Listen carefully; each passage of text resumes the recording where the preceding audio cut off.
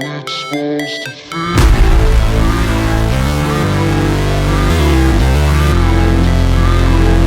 How it's supposed to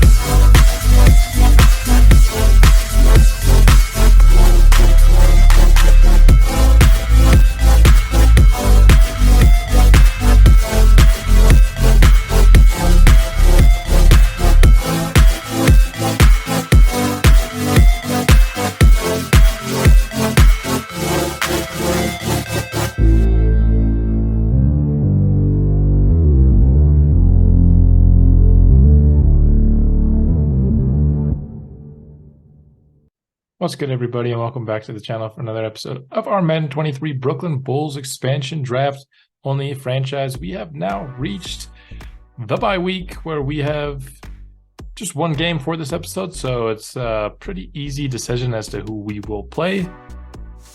Let's get this bye week scenario over and done with real quick here. I think everybody's young, so let's just go experience. As much as, having less stamina next week is going to suck, I think experience for a team this young is important still. And since managing reps isn't really important, we won't really worry about weekly strategy this week just because we have progressive fatigue turned off. Let's go ahead and preview another position group here. Let's start with the secondary, where I think, safety in particular is a very, very big need. Corner, not so much. But safety very well could be something that we look to draft. Unfortunately, not a single free safety that I like in this class. You wish, Madden draft would cooperate a little bit more with my needs, but they did not this year. Even at strong safety, there's only one guy I like, and he's a UDFA. And if we take a look at the skills here, 6'1", 221, A hit power and tackle, C zone coverage, no man coverage ability at all here with Jelani Graves. Says we're the top potential fit in terms of needs. Look further more into his athleticism, obviously not very good. I only really like him to maybe project as a linebacker. And you think 6'1", 221 is pretty small for a linebacker. That's actually the exact same size Victor Giles is from our San Antonio Express franchise. So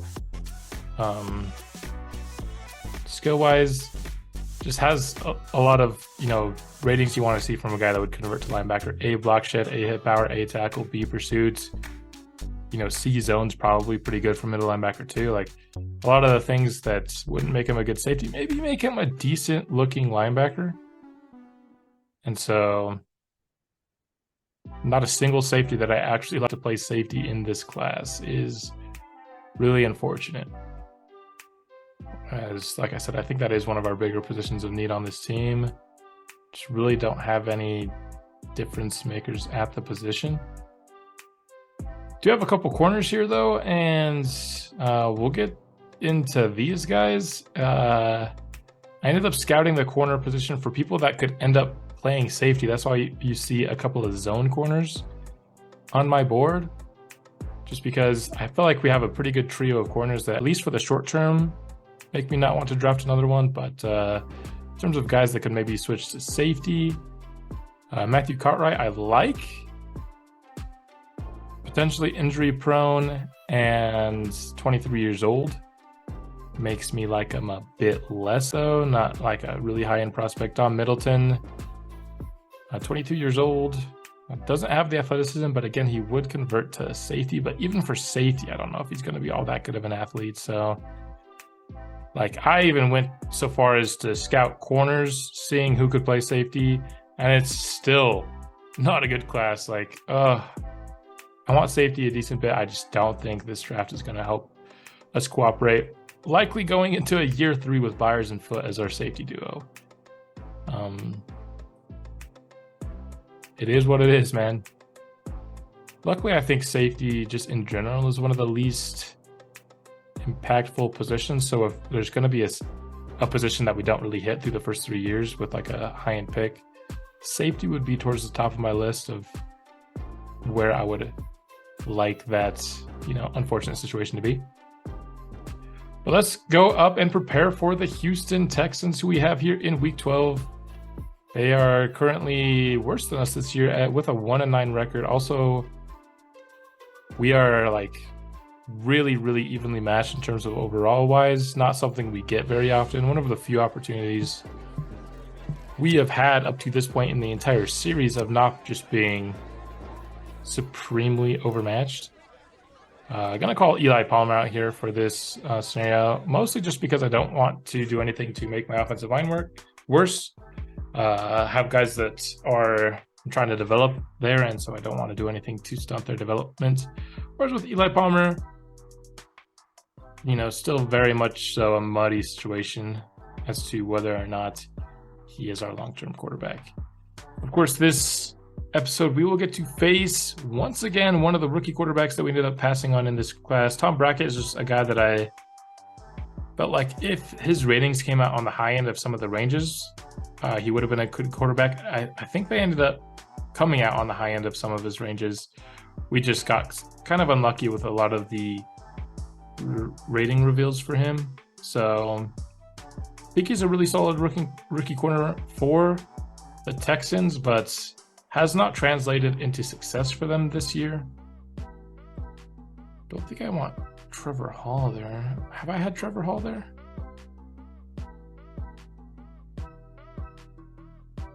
Yeah, I guess I'm fine with it. Who else would I have there? I'm trying to think. Dennis James.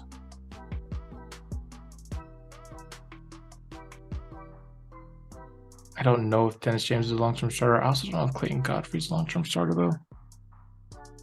We'll do Dennis James for now just because he's a rookie.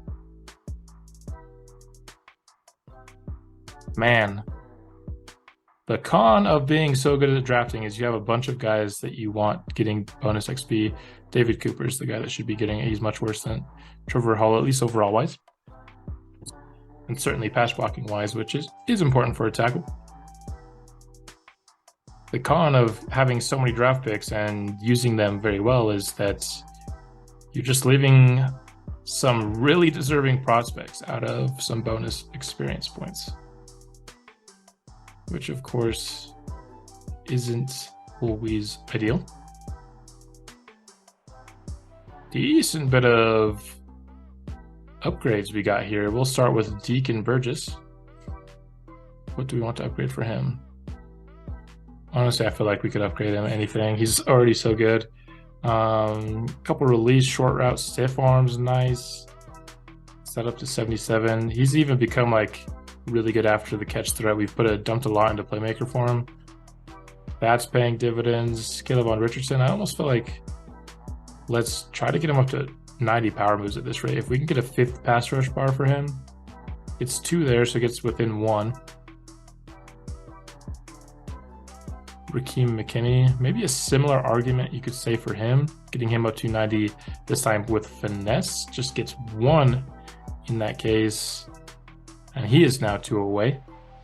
So, a finesse rusher upgrade often yields 2 finesse moves. So if we could get that kind of upgrade with him, we'd be in a good spot. Trevor Hall, I'd like to do a power upgrade on him. Maybe needs a little bit of finesse so we can get that last rating there into the greens for finesse. Taylor Ramirez up next, 2nd-year superstar player. We'll do agile.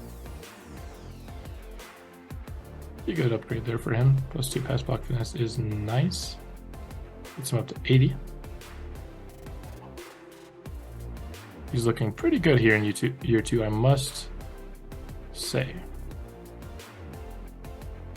Better run blocker than he is a pass blocker. Jesse Byers will do a hybrid upgrade. It's probably not going to give me zone. It does give me 1 zone, which is exactly, at most, what a zone upgrade would probably give me too, so. Being a little facetious there. Zone upgrade sometimes gives you 2. Like, whoa, watch out, 2 zone upgrade from the zone archetype. I love talking crap on the zone archetype for safeties. It's not a very good upgrade. Russell Lovelock. I meant to go down and do elusive back, but we did receive him back on accident. 2 catching and 2 short out is nice, but it's not a very big part of our pass game, so. That's all I have prior to this Texans game, I think. So let's get into it. Here at home, we see Coach YT Fiend coming out onto the field. Burgess over 1,100 yards on 68 catches thus far in the season. Getting towards the end of the season, still have several episodes to go, but we are more than halfway there. Becoming increasingly clear kind of what this team needs going forward. We'll start this game on defense and let's get this game kicked off. Texans keep the second tight end of the game for 2nd down. Another clean pocket for Brackett and he unloads. Got Juwan Johnson, he's stiff arming the man. Spinning past more and he's still going down to the 33-yard line. Juwan Johnson out here making big plays. Press man look for the Bulls here on 2nd down. Brackett! That's a man open. That's Gabe Davis. He beats John Atkinson off the press. He was wide open. Had a few steps on him. That's a very quick touchdown drive by Houston. I swallowed some water incorrectly here. 2nd and 7. Oh. Spin move by Lovelock's nice. 1st down Bulls. Excuse me while I fight for my life. Swallowed some water wrong. On 2nd down, Palmer from the gun. He's gonna get sacked. Couldn't find anyone that he liked prior to Jadeveon Clowney getting home. Thing about swallowing water down the wrong tube is that it makes your voice really scratchy, and that's a throw to Burgess on the sideline. He makes the catch. It was 3rd and 3. It was desperate times, and desperate times call for shots to Deacon Burgess. He hauls it in over Jeff Okudah. Just able to basically fight through the contact, come down with the ball. Great play by our best player. On 2nd down, the Bulls will go to play action. Going across the field is Holloman, who makes the catch. Able to hold on through the traffic into the end zone. The Bulls match the Texans score. Both teams getting explosive plays and getting in the end zone early. Hot start for the Texans. Can they continue it? They will go to the air here. That's a beautiful throw by Brackett to Brandon Cooks. And he has yet to throw an incomplete pass here. Texans need 5. Bulls mess them up man-to-man, and Gabe Davis beats John Atkinson over the middle, puts Brackett already over 100 yards. Tim Shields is a superstar tackle for the Texans. I remember Tim Shields in the draft. Did I know that he had superstar dev? Somebody I do know that has superstar dev is Rakeem McKinney. Gets the sack there. Pushes them back into a tougher 3rd down. Sorry if some of these calls sound very hoarse. My voice is struggling right now after that. Malfunction there, swallowing some water. Great play by Godfrey. Downfield. Forces the incompletion. It was a nice throw by Brackett, but great coverage by Godfrey. Forces a punt. We'll start this 2nd drive with a slants look. Palmer rolling out. Trying to hit Lovelock, but just doesn't have the accuracy to do so. Already facing a 3rd down and 10. Just haven't been able to find the looks that we want. Gonna be a late read to Allman. That should have been picked off. That Texas defense was stout on that drive. Texans get to start from the 27. And that's a throw over the middle. Gabe Davis on the slant will pick up a first down. Cole Byers is injured again. It feels like he's always injured, if I'm being honest.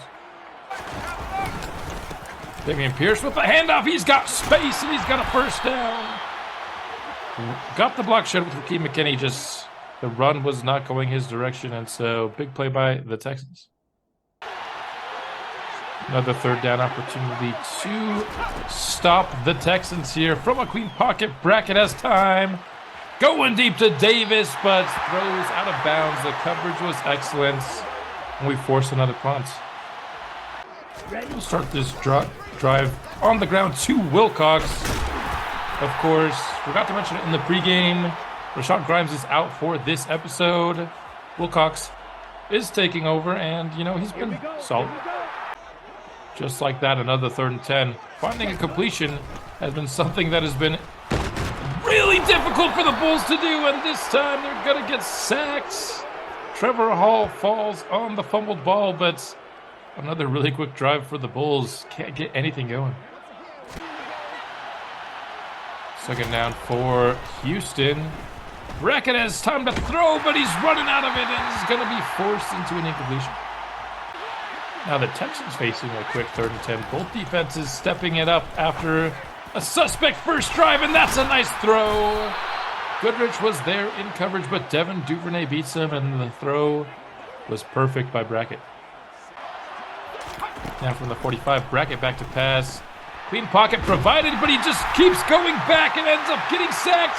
The fumble's picked up by Dennis James, and he will go into the end zone. Brackett just didn't like what he saw, tried to extend the play. Raheem McKinney took advantage. Has the strip, sack. Dennis James picks it up and houses it. Bulls have been using a heavy dose of man in this game, with varied results this time. The Texans with a win. Gabe Davis up the seam. Finds a first down, Houston. We'll switch it up to a zone here. On 2nd down. And Tom Brackett has a million years to throw. We thought he was going to scramble, so we step up, end up evading our space. Brackett sees it and rips it for a first down. The give here to Reddick. He's got some good blocking, and he's got a first down run. Gets about halfway to the end zone. Base 3-4 package in here for the Bulls, and they will get Damian Pierce in the backfield. Loss of 1. McKinney, one of a couple defenders there to swallow him up. 3rd and 8. Bunch formation on the right for Houston. They're calling a screen. Farrow causes Reddick to come inside where he has help, and that will be stopped well short of the first down. Probably a punt for the Texans. They will go for, the field goal. I don't know why I said punt. I definitely meant field goal. Imagine punting from inside the 10. That would be something else. Looking to start this drive, I should say, on the ground to Wilcox. Gets a good gain of 9. Just 3 carries early for him. 3rd and 3. Been a pretty heavy pass script by us, too. At least heavier than normal. You know, with Grimes out, I wanted to see if Palmer could carry the team. Gets a good throw there to Deacon Burgess, who got some separation on the slant. 2nd and 5. Play action look. Palmer going to Bowman, who makes the grab in traffic. And Palmer up to 50% completion now. 2nd down, nobody over Deacon Burgess at a snap. We'll get it to him past the 6. He makes the grab and puts us in the red zone. Number 19. Bulls fake the give to Wilcox. Go to Deacon Burgess. There was a safety there? Bro, I ain't seen that guy. Thought it was a one-on-one shot. He's got a white jersey with blue. The B is white and blue. I didn't see him. Oh my gosh. That's an unfortunate interception. Y'all ever seen like Sherlock Holmes 2? Great movie, I would recommend it. But like Sherlock Holmes like has this like urban camouflage where he blends in with his surroundings. That's kind of what I felt like that safety was there. Dameon Pierce goes for 8 yards. Texans 2 yards out here. Bring Brandon Cooks in motion. He does not get the ball. Brackett back to throw. Has a man open downfield up to the 50-yard line. Howie Dyson, the tight end. Under center. Brackett back to pass. He's going to go downfield, and I don't know what I can do to defend that. Dyson makes another great catch. Brackett has been slicing and dicing and stuff, I feel like. Reddick on the carry. He's going to end up getting tackled in the backfield. They'll call it a loss of nothing, I suppose. Third down, Texans still need the full 10. Brackett has time to make the read. He's going to go downfield. John Atkinson, beautiful play on the ball. Breaking it up, bringing up a 4th down. Texans will go for the field goal here. This is about 55 yards, maybe 54, and that is not close. Hooked right. The score will remain where it is, and the Bulls will retain the lead. Great spot to start a drive here from the 45. They're pressing. We're going to go to Burgess, who has a few steps on Akuda. He makes the catch. Had to slow down just enough for Akuda to come in and make the tackle with Tracy Walker as well. But for the second time this game, we're able to hit Deacon Burgess downfield. Deacon Burgess has his X Factor activated. I gotta be honest, that's where I'm going to be looking, and it's picked. That was a terrible read. I was just fortunate to the guy with his X Factor activated. I wasn't even... Greedy Williams with the pick. Last play of the first half. Brackett. Can he boost his stats? Yes, he can. Gabe Davis downfield. Gets popped by Goodrich. That'll end this first half. We're going to start the second half on the ground here, looking to give to Lovelock. He's got some space, and he's got a first down, tackled by Jadavian Clowney. Bulls just need a yard here. On third down, Wilcox will get it. Only 5 carries here early. I'm trying to lean a little bit more into the pass game with Grimes out this game. Palmer, under center, back to pass. What is that? What is that? Personal foul. It's a roughing the passer, so that's good, but that throw was not good.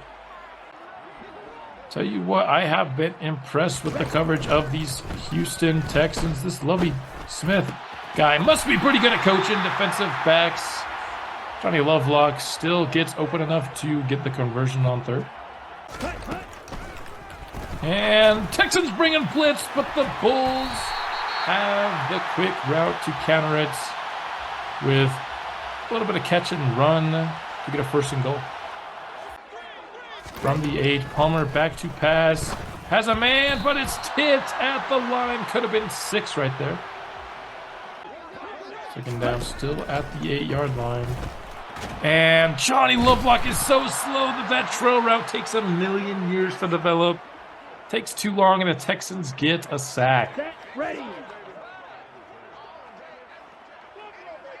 Bulls are in a spot where they need something good to happen. Don't want to force another interception here in the end zone. Should have, I think, had that touchdown on that first down, but it was a great play by the defensive line to tip it.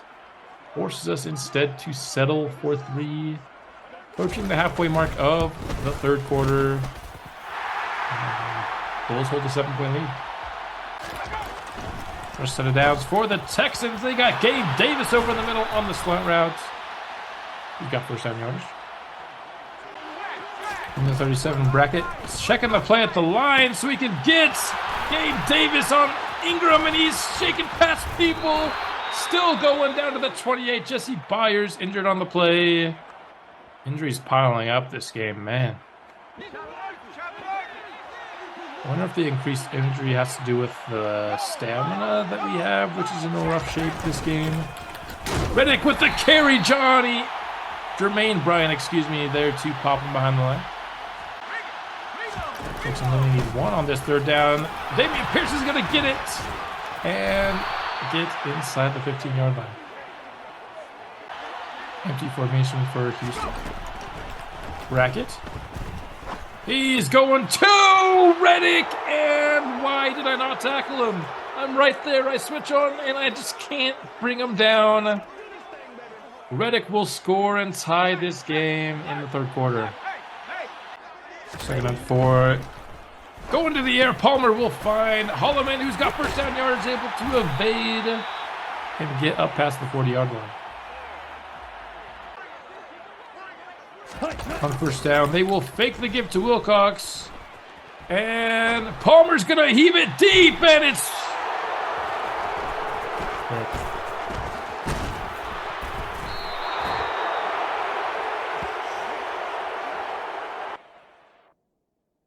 I understand it's not the easiest throw to make.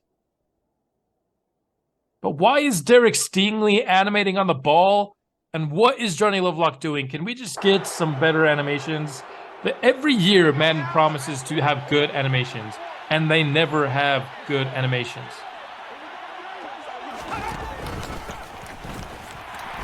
Nice tackle for loss for Caleb Richardson. Just past midfield, Bracket has time to read the field. Tossing a deep one to Gabe Davis, and he caught it. Gabe Davis with the catch, and the Houston Texans, the 1-9 Houston Texans, take the lead. I mean, while this has certainly been a bad accuracy game for Eli Palmer as well, like, it's also been probably my personally, like, as a user, worst game. A lot of my reads have been poor, and we've just put ourselves in bad situations. Here on 2nd and inch is going to go to a wide receiver screen, see if we can't set something up, and we do get some key blocks. Johnny Lovelock down the sideline. He gets in past the 20, around the 15-yard line. Massive play, something the Bulls desperately needed. We put ourselves in scoring range. Third quarter clock is almost expired. Johnny Lovelock! We had him perhaps for 6 there, just couldn't get the throw. That brings up 3rd and 11. Don't want to have to settle for 3 here. And Burgess can't come down with it. Took the one-on-one shot. We will have to settle for a field goal try. Should be up and good by Matias. Oh, I almost actually sold that. Ends up being good anyway. Oh, that's a couple of missed opportunities for touchdowns we've had in this game. This would be a massive stop for the defense. Instead, Gabe Davis is freaking Jesus. Oh. Tough way to end the third quarter. I'm going to try to manually double cover Gabe Davis here. And it's going to be a run that Jermaine Bryant, I don't know why I keep trying to call him Johnny Bryant. Jermaine Bryant, big stop, forces the Texans punt. Certainly not ideal starting field position for us. Need to go 96 yards, but this is a decent start. Wilcox gets 9.5. Going to stick with Wilcox here. He gets decent blocking, trucks past Gilkey and loses the football. Hazir White is going to house it and give the Texans a 2-score lead. But, you know, haven't really given Wilcox much of a shot to, you know, carry a load similar to what Grimes usually does. Let's start off with a heavy Wilcox drive. You got to find a way to get some of this momentum back. 2nd and 7. Underneath 2, Russell Lovelock. He will catch and run for the first down. Lovelock at blitz. We're going to run against it with Wilcox. Just fumbled, but we'll give him back the ball and he'll gain 9. On the 41, 2nd and short. They'll fake the run, and the blitz got there. Was not fooled by the play action at all. Christian Harris was going for the quarterback all day long, even though it wasn't actually even a blitz. Brings up 3rd and 9. Eli Palmer. That's such a bad throw. Oh my gosh.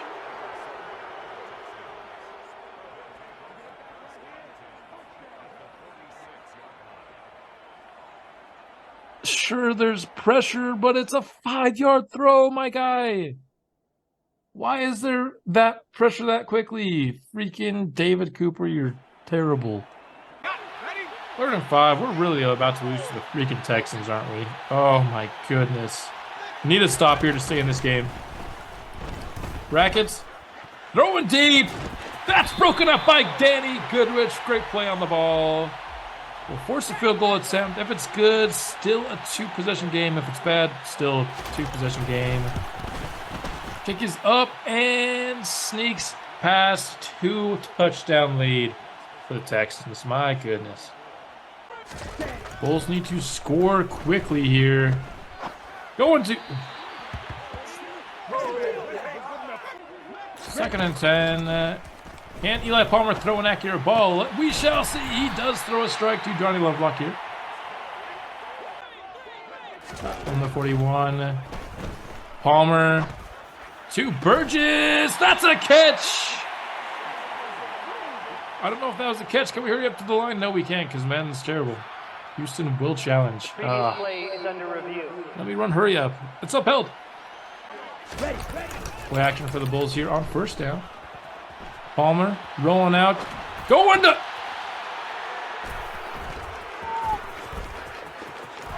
Oh my gosh. What is that throw? I'm done. We're done with this game, dude. And I'm done with Eli Palmer. This is it. I know.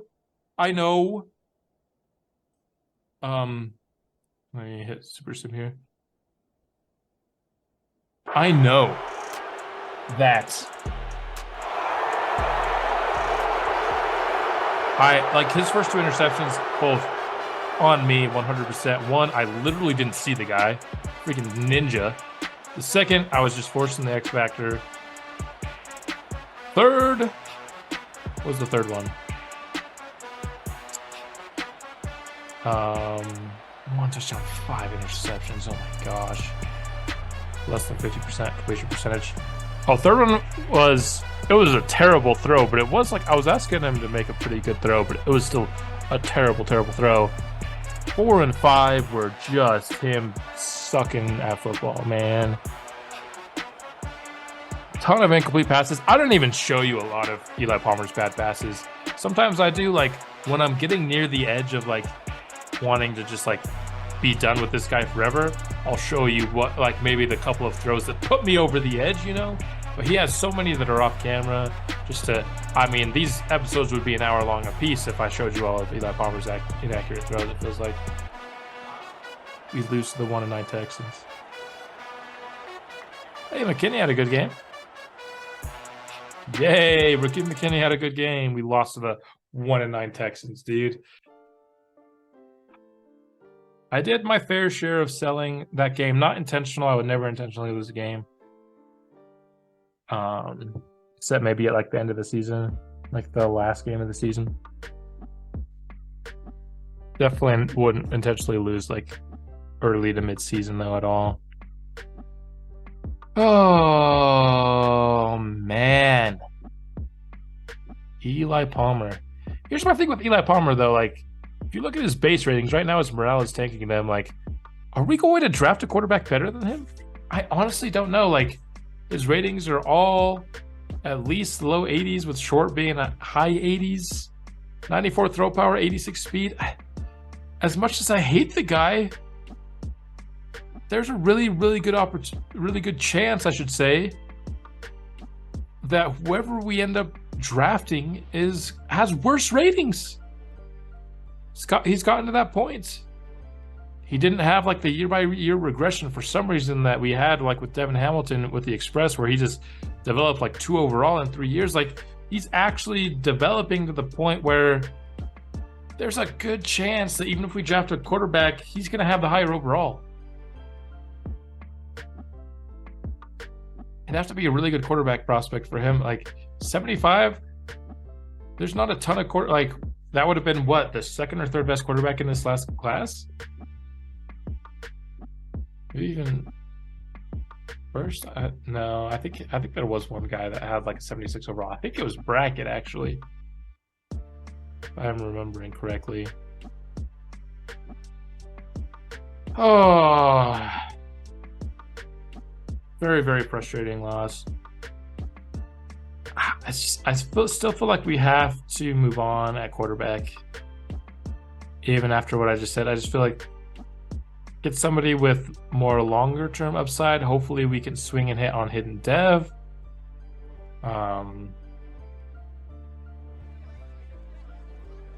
Isn't it? I just feel like with those ratings, why are some of his throws so bad? Like the last one, I don't know if I put it in the game, so you guys might not be knowing what I'm talking about. I'm just trying to throw into the flat to the running back. He's got 87 short accuracy, yet he is missing like a check down by 10 yards. 87 short accuracy is not bad short accuracy. That's deep green. Got a breakout linebacker going against the Jets for next episode. Probably doesn't make us play the Jets over the Ravens because I don't imagine it's Caleb on Richardson. If it's Caleb on Richardson, I would do it. Or Kurt Banks, I would do it. If it's like Ingram or Dennis Allen, though, Dennis James, I could call him Dennis Allen. Probably I'd still stick with playing the Ravens, which is my plan going into next episode. We'll just do this scenario. I know we're not playing week 13, but all the scenario basically is giving Deacon Burgess 2,500 XP. We're not getting Johnny Lovelock 150 yards. We dropped to 3-8. Honestly, we're closer to first overall pick territory than we are the playoffs at this rate. We're honestly in danger of perhaps maybe even being worse this year than we were in the first year, which is not what you want to do. You definitely want to see year-by-year improvement with a franchise like this. I think I know I keep comparing it to the Express series, but it's an easy comparison, right? It's two series with the exact same basic idea going in the same Madden. We went from like 3-14, I think, to 7-10 in year 2.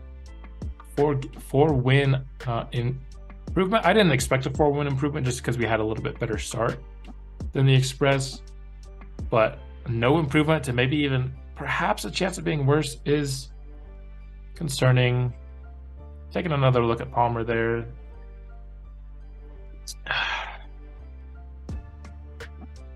This game it broke me with Eli Palmer, right? I'd been on the fence earlier in the season. I honestly thought we might keep him. Starting to get my doubts in throughout the season. This game just broke me, man. And it was a game where a lot of his early mistakes weren't even because of him. Like I said, both of his first 2 interceptions were 100% on me. But as the game went along, he got worse and worse and worse. It ended up being, honestly, the main reason we lost to the freaking Texans, man. Like I said, one of the very few times we won't be outmatched. Like, just take this Jets team, for example. We're 4 overall worse than them. 4 overall is not insignificant, frustrating way to end the episode. But I guess now we're just gonna see where we end up in the draft. Playoff hopes weren't really there, but now they're absolutely 100% dead. We'll be back with the next episode, probably playing the Ravens sometime soon, and I will see you then.